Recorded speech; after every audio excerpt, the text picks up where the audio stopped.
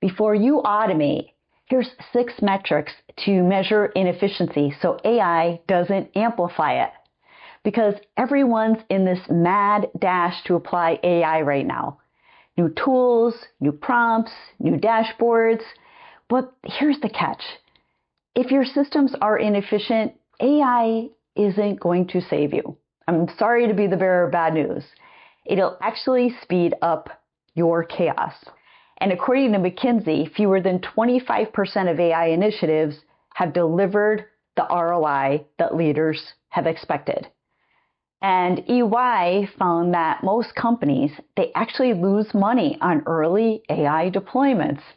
And one global study reported that 95% of companies see zero return from their AI investments. So you might be sitting there and thinking, why? Why is that? It's because tech isn't broken. The systems underneath are, though. So before you automate, you have to measure inefficiency. Otherwise, you're just automating the noise and the issues. So let's get clear. Here are 6 metrics to measure inefficiency before you bring AI into the mix. So the first metric is decision latency. So what it means is how long it takes for your team to make a decision once all of the information is available. And why this matters is that long decision loops equal unclear ownership plus the fear of being wrong, right? So if you try this, maybe track one workflow and measure how long it takes from data in to decision out.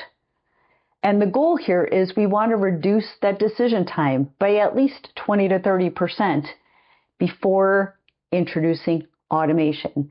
So if you're seeing that this latency is really long, something to think about improving before you stack on AI. A second metric is rework rate. So what this means is how often work gets redone and or corrected. So it matters because AI learns from patterns. And if your pattern is rework, it will learn that. It will learn that pattern. So try something like this. Maybe count how many deliverables get kicked back or reopened each week. And keep rework under 10% for healthy process flow.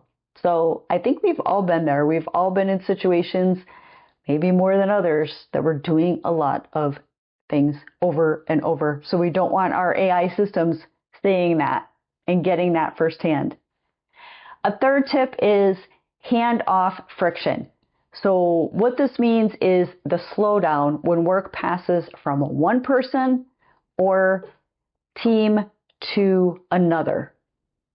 And we all see it. Sometimes there's that latency there, right?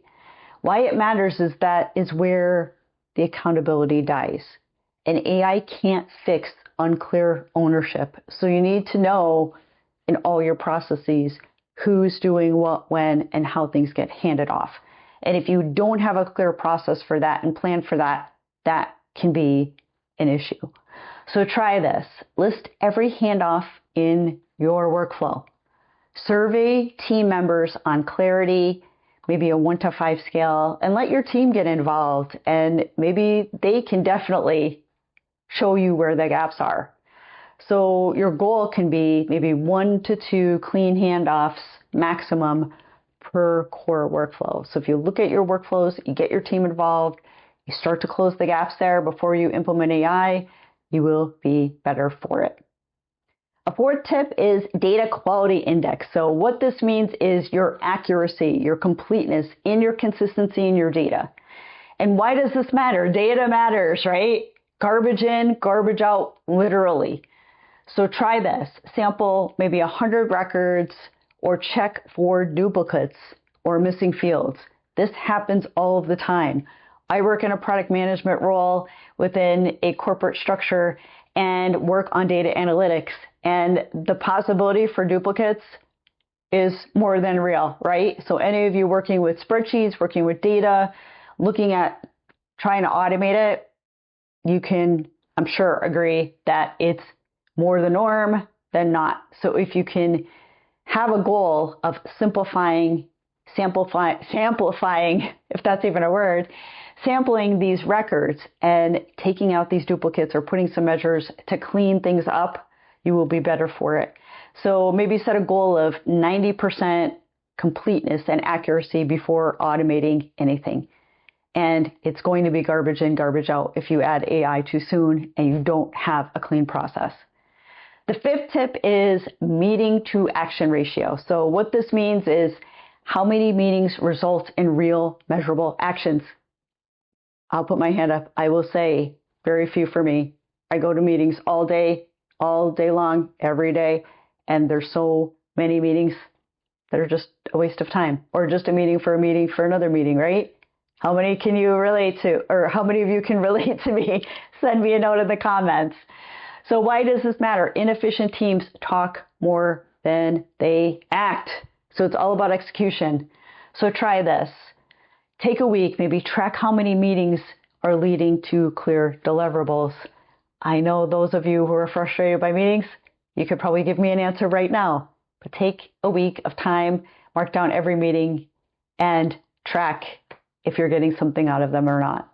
And the goal here is that let's make 80% of our meetings, they should produce concrete next steps. So we can also bring down our time. I think sometimes we can discuss something in 15 minutes that we schedule an hour for as well. So we have to look at time, efficiency. Are we getting anything out of these meetings, right? And number 6 is cognitive load. So what does this mean?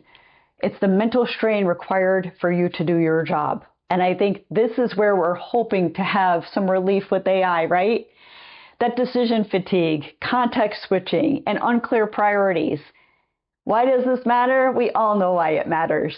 If your people are overwhelmed, AI becomes another pressure point, not a relief valve. So try this. Run a quick pulse survey. Maybe it's with different members of your team or specific members of your team. Looking at how clear are your top 3 priorities today. Just a scale of 1 to 5, right? And I'm sure that your teammates will speak out, especially if you let them know why you're conducting the survey.